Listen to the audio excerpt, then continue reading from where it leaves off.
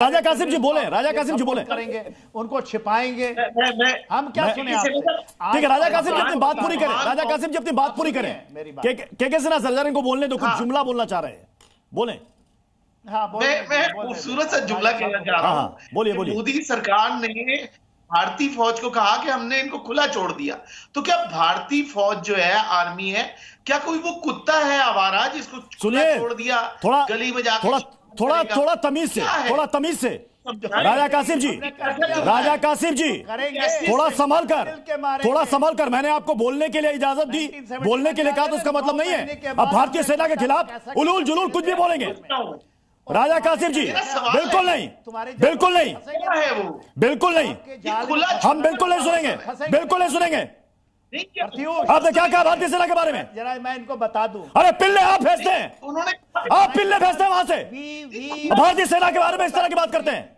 इसके बाद अगर आपको डिबेट में रहना है, बहस में रहना है, अगर डिबेट में रहना है तो सम्मान से नाम लीजिए भारतीय सेना का।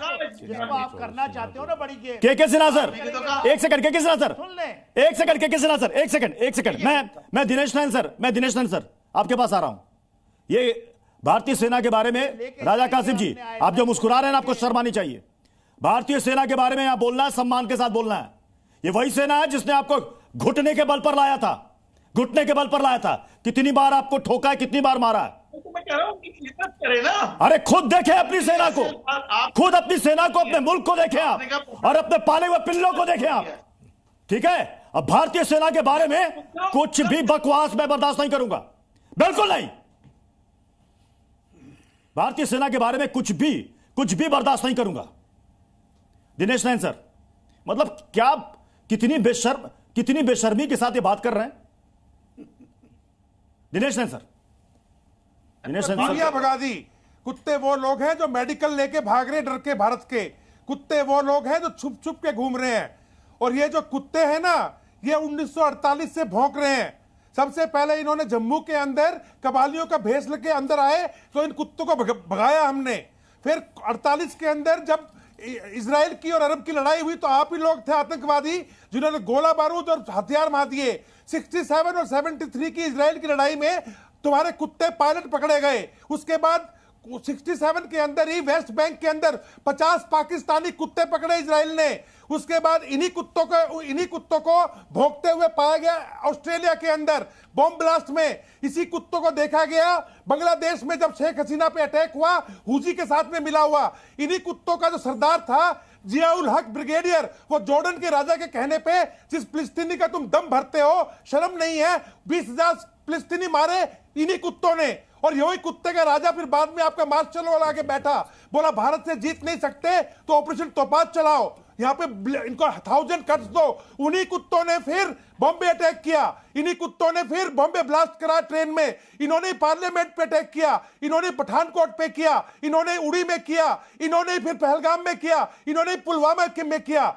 और अभी ये कुत्तों को जब मालूम चल गया कि भारतीय सेना इनको, अब जनता को नहीं, इन कुत्तों के सरदार को, आसिम मुनीर को, और इसकी आईएसआई का आसिम मलिक से लेके नीचे सबको, और जो इनके जो प्यादे बना रखे ना अपने, जैसे कि ईरान ने अपने मुझे लगता है रामकृपाल सर, ये मतलब ये बदहवास हो चुके हैं, तो ये जो अपना मानसिक संतुलन खो चुके हैं, क्योंकि अब लगातार इनके नेताओं का बयान देख रहे हैं, इनके रक्षा मंत्री का बयान देख रहे हैं, जो यूएन से जाकर गिड़गिड़ा रहे हैं और खुदा से, अल्लाह से दुआ मांग रहे हैं, भगवान ये अल्लाह जंग ना हो। ये तो हालत है आपके मुल्क की।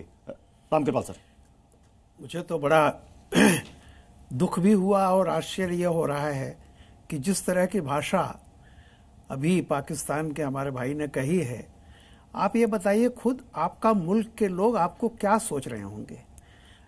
जो उपमा आप दे रहे थे, कोई भी सभ्य मुल्क के लोग अगर सुन रहे होंगे तो वो उपमा आप पर ही लागू करेंगे। जिस तरह की भाषा एक मुल्क जो कभी भी जिसमें विश्वास है और वो मुल्क है, इस तरह की भाषा का तो प्रयोग नहीं करेगा जिस तरह की आप कर रहे हैं। किसी भी इस देश की आर्मी जिससे 4 बार आप लड़ चुके हैं, 71 में 93,000 आपके सैनिक आए, हमने तब भी उनको भी, वो हमारे POWs थे, लेकिन हमने तब भी एक मानवीयता का उनके साथ व्यवहार किया और उस समय की सरकार ने बिल्कुल छोड़ दिया उनको। आप ये सोचिए भारत उस तरह का है, और जिस तरह की भावना आप, जिस तरह का उपमा दे रहे हैं आप, इससे लग रहा है कि एक कंगाल मुल्क के लोगों की भाषा भी खत्म हो चुकी है। बोलने का संस्कार जो कौम छोड़ देती है, उस कौम को जिंदा रहने का हक नहीं होता है।